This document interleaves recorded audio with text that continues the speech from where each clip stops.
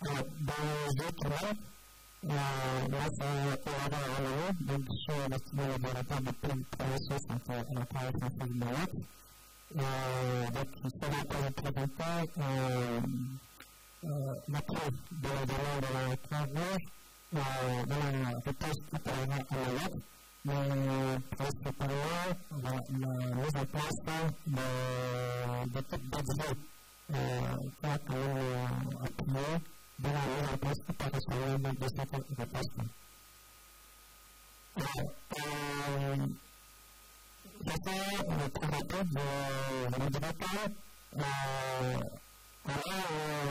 avant début de la phrase, on a déjà réfléchi à l'essai de la Cour de façon globale, mettre en place un plan de réponse qui a permis d'intégrer des acteurs de différents dispositifs, toute la notion de collaboration, comment les équipes, soit de la commission de collaboration, comment les administrés l'environnement, et ensuite également à sollicitation de la RS, l'appui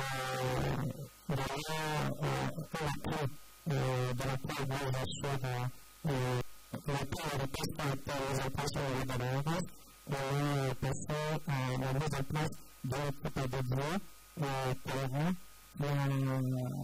qui était un appui la RS sur le terrain concernant les différentes actions et sur les recommandations de la RS. Les équipes de cette mission, dans le domaine de l'unité, le risque de prévention de terrain auprès des liens épidémiques identifiés. Donc, possiblement, on a mis en place une évaluation qui est d'abord de fermer les équipes. Donc, on a travaillé sur l'évaluation des équipes dédiées. Donc, alors, il n'y avait pas que les équipes dédiées. Il y avait toute la Croix-Rouge qui avait été fermée de travail de la Croix-Rouge, des bénévoles de la Croix-Rouge, mais ici, j'ai présenté de façon spécifique l'information qui a été faite aux équipes dédiées afin que ça soit beaucoup plus efficace sur le terrain. Donc, en termes d'organisation, d'abord, nous allons, avec la coalition de la RS, pour aller à peu près 9 équipes personnes qui ont été dédiées à la réponse pour les 69 personnes, on a 5 équipes de traite de Colombie. Le président et le président colombien, donc sur l'aspect de sensibilisation, de la recherche de cas actifs, de distribution et de traite dans les travailleurs de différents PSC, l'appel de destination pour services internes en France, en place de façon à la réversible sur le territoire. Cette équipe a été divisée en deux, donc il y a une équipe qui intervient pendant la semaine et l'autre équipe qui intervient le week-end et les jours en février. C'est préparé par des techniciens, donc l'équipe qui intervient de façon urgente, soit dans le cas identifié dans les travailleurs, et dans le voyage de domicile contaminés. Donc, cette équipe aussi a été divisée en deux. Donc, on a une équipe qui intervient dans le jour de semaine, et aussi une équipe qui intervient dans l'été et le jour février. Donc, pourquoi ces équipes puissent être vraiment efficaces sur le terrain? On a notamment reçu la publication de la formation qui a été organisée, mais aussi nous avons organisé des formations en faisant appel à des spécialistes sur la question. Donc, nous avons d'abord une formation sur la préparation contre les infections tolérantes, qui a été apportée sur 4 bébés. Dans un premier temps, la connaissance sur le tolérant et sa transmission,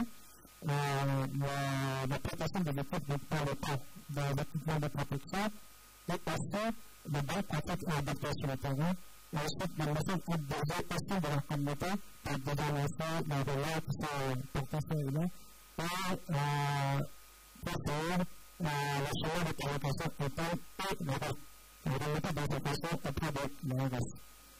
Après, nous allons aussi profiter de cette malheureusement pour le temps présent, donc profiter quand même de cette situation pour nous essayer aussi à l'approche papier, comme cela a été au commun. Donc, nous allons parler d'approche papier, c'était la première fois qu'on utilise cette approche. Donc, on a dû faire appel à un formateur spécialisé qui va former sur la procédure papier, sur la notion de cohérence sanitaire et également sur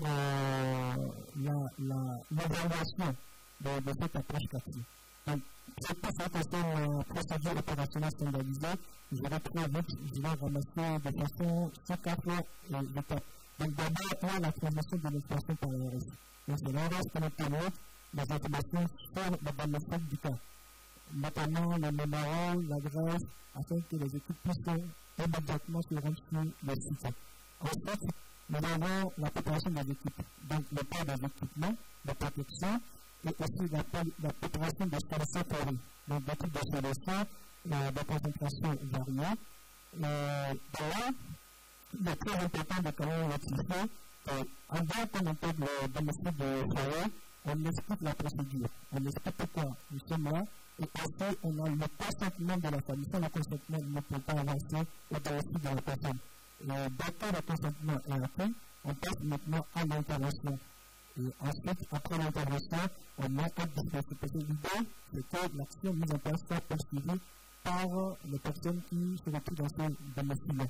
Donc, on respecte la procédure et on identifie une personne qui pourra faire l'action dès que l'équipe sera plus sur place. Donc, on va mettre un peu d'installation pour que la désinfection puisse continuer. Et après, en cas d'installation pour on va à disposition de l'équipe d'hygiène, qui sera composée de véritables avec des ballons, de soins, de savons, de cartons aussi. Et tout cela sera d'une démonstration d'explication. Parce qu'on ne sera pas seulement de donner du matériel, mais on explique pourquoi et comment ce matériel doit être utilisé. Et cette action est reproductive dans le voisinage de cas suivant la recommandation de l'équipe de l'utilisation de l'ARS. Alors, je parlais tout à l'heure de cohérence sanitaire, c'est très important également. Pour l'objectif principal d'isoler la batterie et protéger les voisins de domicile du cas. Cette cohérence sanitaire a été faite sur trois. On identifie le domicile et ensuite on crée un périmètre idéalement entre 25 et 100 mètres carrés.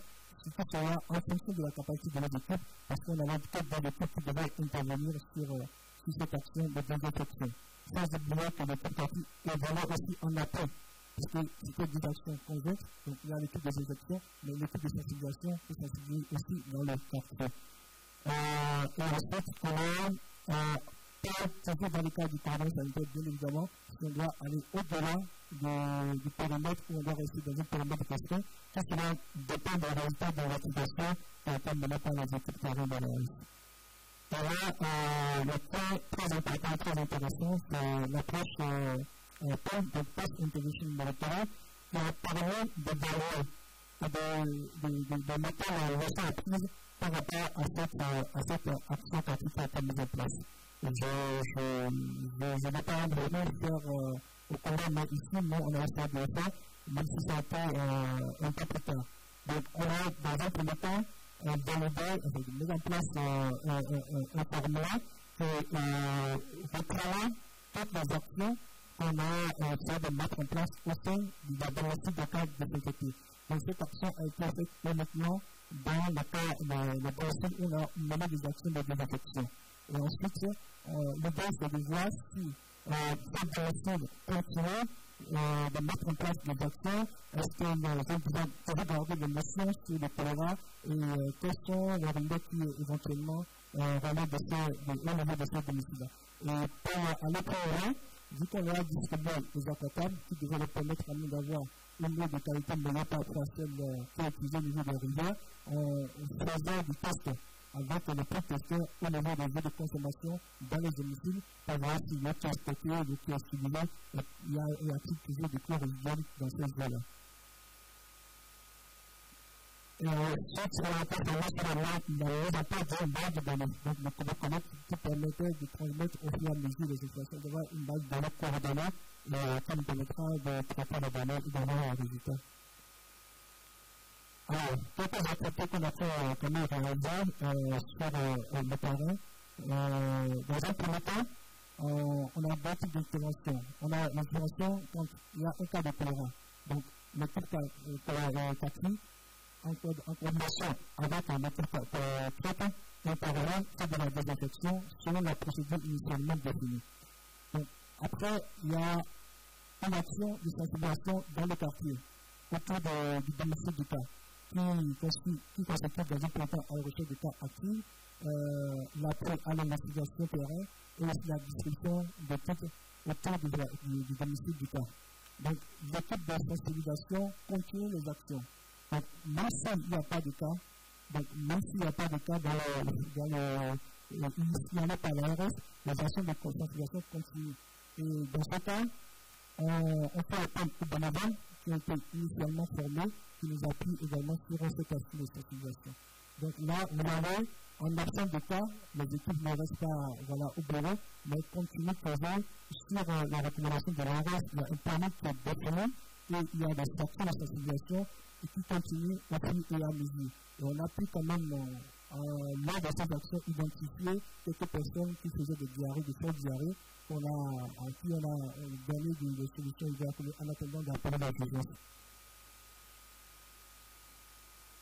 Comme action également, nous avons mis en place des dispositifs de l'environnement. Ces dispositifs ont été préalablement mis en place au niveau des bonnes fontaines. Donc, des dispositifs d'accès à l'eau potable pour permettre au public qui s'approvisionne en ces eaux de pouvoir être sensibilisé, de pouvoir développer la culture de lavage de mains avec de l'eau et du savon. Et cela a été fait avec l'appui des bénévoles, des référents, des fontaines, des personnes de la communauté qu'on a identifié autour de cette bonne fontaine, et aussi des relais de proximité. Donc, après, lorsque l'ARS a mis en place la vaccination massive dans les quartiers à risque, dans les quartiers identifiés par le reste et qui peut être à risque concernant la crise de choléra, on a appuyé l'ARS sur différentes actions. Donc, non seulement on faisait des maraudes une semaine avant la vaccination pour informer sur le but de la vaccination, l'importance de la vaccination. Et pendant même la vaccination, on faisait des maraudes porte à porte pour appuyer l'équipe de l'ARS, donc notamment les réservistes, à faire de la vaccination porte à porte. On faisait des maraudes pour faire sortir les gens. Et on était aussi au niveau des stores pour pouvoir appuyer sur l'accueil du public, l'orientation et permettre aux réservistes d'enregistrer les personnes qui viennent au niveau de ce système-là. Par la suite, un peu plus après, lorsque les situations de cas sont devenues de plus en plus moindres et qu'on a moins de cas, on a été orienté. Donc, les équipes de la CORAF ont été orientées vers le suivi des rampes. Il faut noter que les rampes ont été installées aussi dans le cadre de la crise de l'eau pour répondre à cette problématique-là. Donc, ces rampes sont malheureusement mal utilisées. Il y a beaucoup de pratiques qui sont développées autour de ces rampes. Donc, nous avons été sollicité par l'équipe déployer des équipes, les référents bonne santé, les relais pour les proximités, afin de se sensibiliser sur les bonnes pratiques et remonter les dysfonctionnements autour de ces bonnes fonctions. Alors, pour finir, j'aurai quelques éléments de réponse sur le suivi qu'on a fait, le suivi de prévention au niveau des quartiers.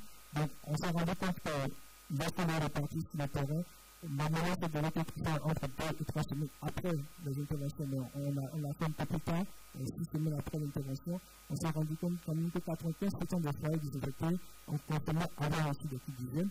67% ont reçu des kits avec de l'eau potable et 44% de ceux qui ont reçu des kits avec eau potable l'utilisent encore. Donc, ça montre quand même que le message est passé, même s'il reste du travail à faire. Et pour ce qui concerne les actes disponibles, on a 62% de ces personnes-là. Donc, le foyer, on l'a fait uniquement dans le foyer où on a fait la désinfection. Donc, 62% disposent encore de jerrycans, 82% de savon avec le couvercle, donc pour le stockage de l'eau, et peu de savons ont été identifiés dans ces ménages. Donc, voilà un peu ce que je voulais vous présenter ce matin. Merci.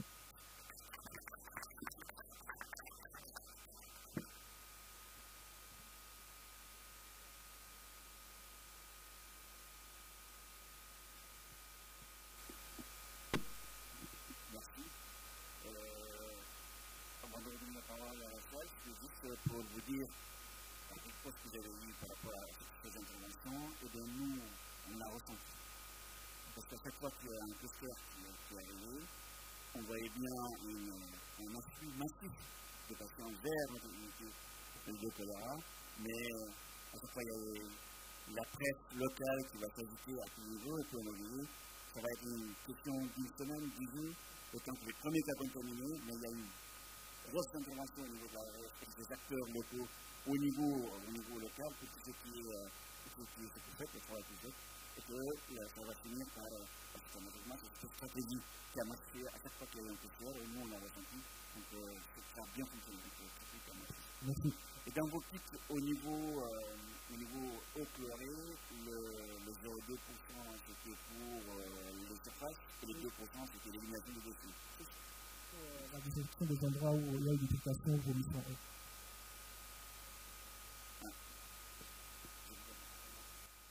Oui, donc je donne la parole au docteur Samuel Beaulieu. Allô? Oui, merci beaucoup. Alors, juste pour info, parce que je ne vais pas profiter de cette appellation, mais je ne suis pas médecin, hein, je suis expert en santé publique, mais non médecin.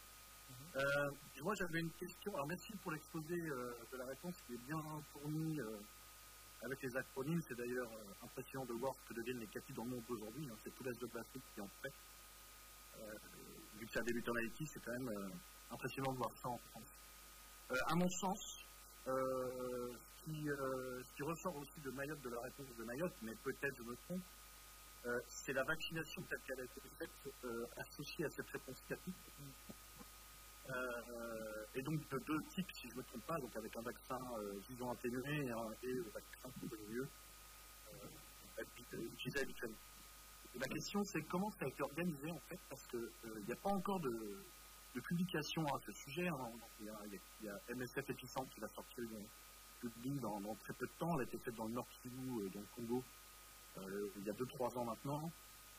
Mais comment ça a été organisé, sachant que autour des CAPI, si on veut faire de la vaccination, il faut un rayon d'action bien plus large normalement, qu'on estime à 500 mètres dans des densités de population moyennes.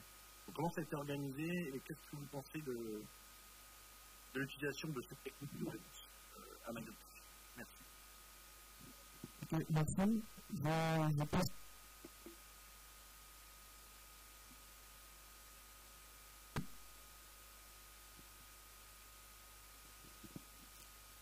Allô, ok. Donc, je pense que la réponse à cette question se trouvera certainement dans la présentation suivante de l'ARS, qui pourra.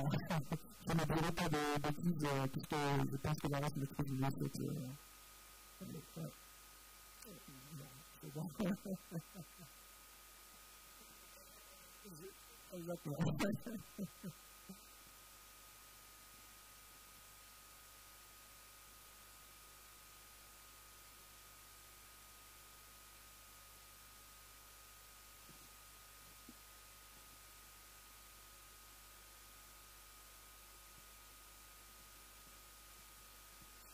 Bonjour, Julie Durand de l'ARS.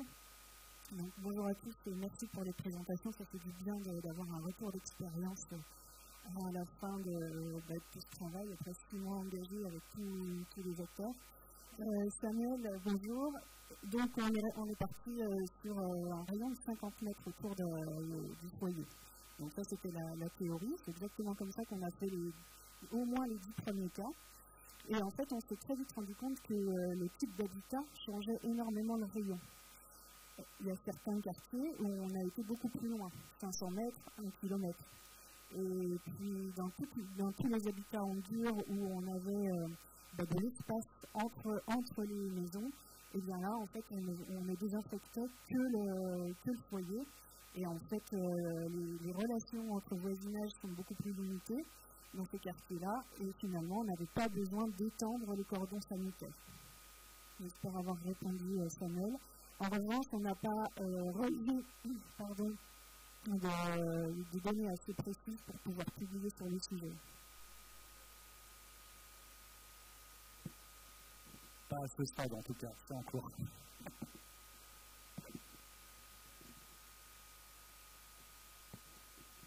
Merci Honoré, et je remercie aussi M.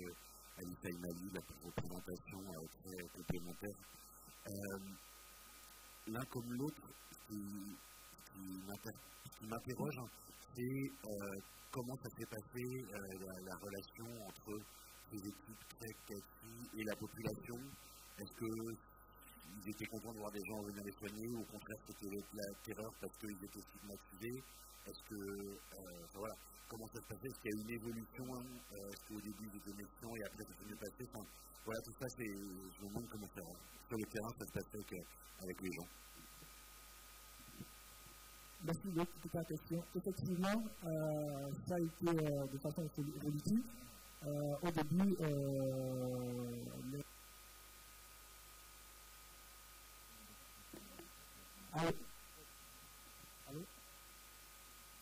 Allô? Donc, effectivement, au début, il y a beaucoup de rumeurs. Les gens ne savaient pas. Les gens, dès qu'ils voyaient du monde, notamment ceux qui devaient intervenir sur le terrain, que ce soit du côté de l'ARS, des réservistes, la Croix-Rouge, ils demandaient mais qu'est-ce qui se passe. La toute première intervention était très difficile parce que le voisinage qui m'a... Je pense que je vais aller sans le micro. Ok, donc du coup, au fur et à mesure, avec les formations reçues, on a mis en place une procédure. Donc on s'est dit, une fois arrivé, on explique la procédure, pourquoi on est là, si possible. Essayer de voir avec le voisinage pour les dire non, attendez, il y a telle situation, pas de panique, on n'est pas là pour, surtout ceux qui, en grande partie, ceux qui sont en situation administrative un peu compliquée, parce qu'on est là pour prendre des informations sur eux et communiquer un peu aux autorités. Donc là, on essaie de désannoncer déjà ces idées reçues avant même d'intervenir. Donc avec la communauté par la suite, on attend du consentement. Donc au fur et à mesure, on a compris que voilà, c'est la Croix-Rouge, ce sont les acteurs du terrain, les associations qui étaient, d'autres associations qui intervenaient, qui venaient effectivement pour intervenir sur une crise qui nous concerne tous. Donc, au fur et à mesure, il y a une collaboration parfaite entre la communauté et les interventions que nous faisons par rapport aux acteurs. Ouais. Il y a d'autres questions?